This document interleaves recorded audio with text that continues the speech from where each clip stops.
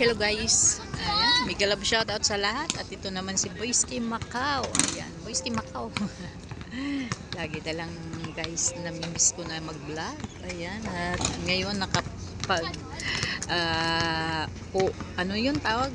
May time ba? Nakagala dito. Ito pala guys, yung Macau Tower, yung basketball court ng Macau Tower. Ayan, oh. Kaya itong mga Pilipino to sila guys, yung mga naglalaro, mga Pilipino to sila. O konti lang yung konti lang yung mga sikwa. Ayan, yung mga Chinese. Ayan, kasi nga napunta ako dito ngayon, dinala ko yung alaga ko kasi gustong mag-basketball. Ayan, sana all may basketball. Ayan, mag-isa lang siyang naglalaro. Ayan, ang alaga ko. Ayan, 10 years old na yan. Ayan, mag-isa. Gusto ko siyang samahan kaso pagod ako. Ayan. Maganda dito maglaro. Andito yung mga pugi ng mga varsity ng mga Pinoy. Ayan, nandito lang pala sa Macau makikita. Ayan. Nawala na yung mga player, mga varsity ng mga Pinoy sa Pinas dahil nandito na sa Macau. Ayan. Nandito na sila. Napunta. Ayan. Ayan, mga trabaho. Yan sila pa. Siguro mga day off nila. Ayan guys. You eat. Yung alaga ko. Coco, say hi. Ayan yung Macau Tower. Nagugutom na daw siya, kakain siya ng tinapay na binili ko. Ayan. Ayan yung tulay doon papuntang Taipa. Ayan guys. Ito Pilipino din, ito sikwa din to sila. Ayan oh.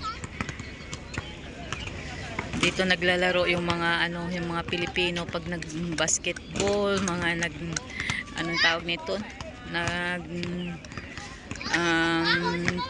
Nag-exercise lang ba, nagpapahinga, bali pag galing trabaho, ayan, punta sila dito, magbabasketball. Meron din doon sa baba sa may dagat banda.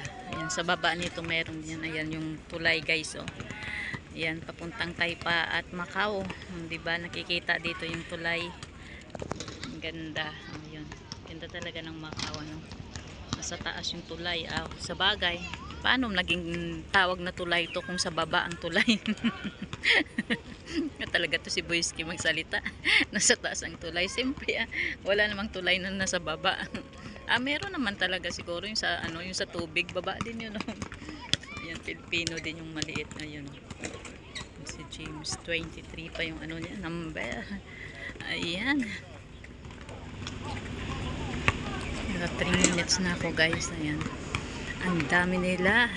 Naglalaro sila. May to talaga may taya. Siguro walang mga trabaho na to, mga day off ngayong araw, nagkasama-sama. Yung iba dito, yung mga nagtutor din na wala pang trabaho. Ayan.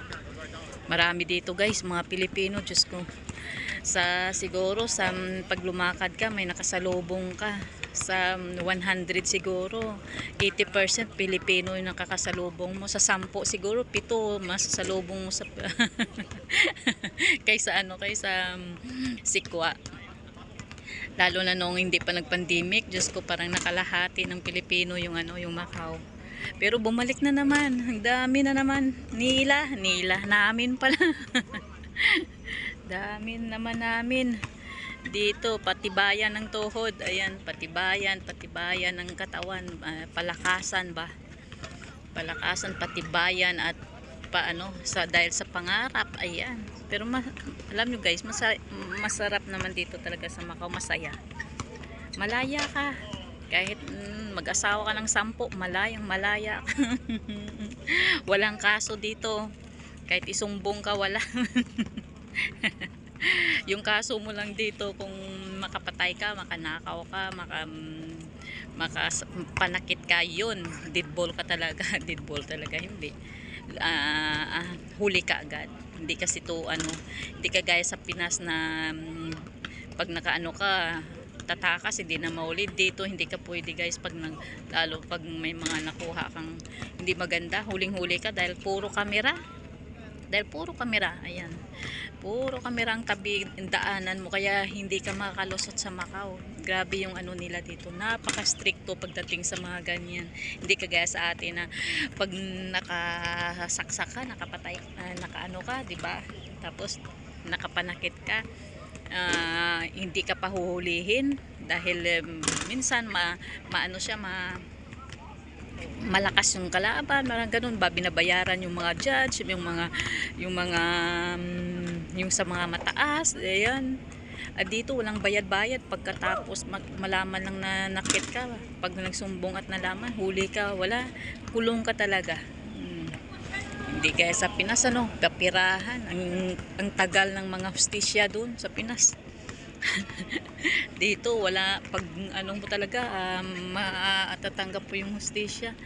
Ayan guys, nagdaldal na naman si Boyski. Diyos ko mio, naka 6 na ako, 6 minutes na, gawin ko na lang 8 minutes para malagyan natin ng ano, harang. Ayan, madamihan ng harang ba. Ngayon lang ako nakapag-vlog ng malaki-laki, mahaba-haba guys. Namimiss ko talaga, gutom yung alaga ko. Ayan, kumakain. Ayan, maganda dito. Ayan, yan yung Macau Tower. Pwede ka dyan tumalon. Ayan, ayan oh. Oh, meron nga oh. Oh, meron. Ay, hindi, ano ba yun? Wala yata. Doon yata sa baba. Ayan. Ayan, mga Pilipinong pupugi nila guys. Ayan. Dito mo lang yan makikita sa Macau. Mga pupugi na naligaw sa Macau. Ayan sila, nawala sila sa Pinas dahil nandito sila sa Macau na. Ayan. Kunti na lang guys, kunti na lang at magiging 8 minutes na siya. Ayan. Gagaling nila mag-basketball, di ba? Ayan. Ayan. Galing nila, di ba? Oh, may mga bata din, no, kalaban niya, Chinese, Filipino, tsaka isang Chinese. Ako kung magka Chinese ba yun, Filipino yung isa.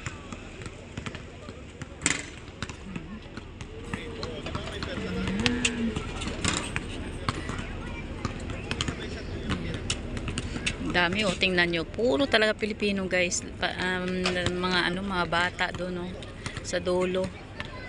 Yan, nagsa-soccer sila. Soccer ba yun? Ayun oh, yung sa paa, di ba? Mga Pilipino, ang dami oh. Kunti lang yun talaga yung ano, yung sikwa. Wala nga sa 1/4 yung sikwa siguro. Diba? Pilipino lang ang sakalam sa Macau. Sige na guys, hanggang dito na lang guys at bye bye na. Thank you so much. I miss you. Namimiss ko na talaga guys mag live sana. Kaso wala na, iba na kasi oras ko. Pasensya na kayo. Shout out na lang dyan sa mga kaibigan ko.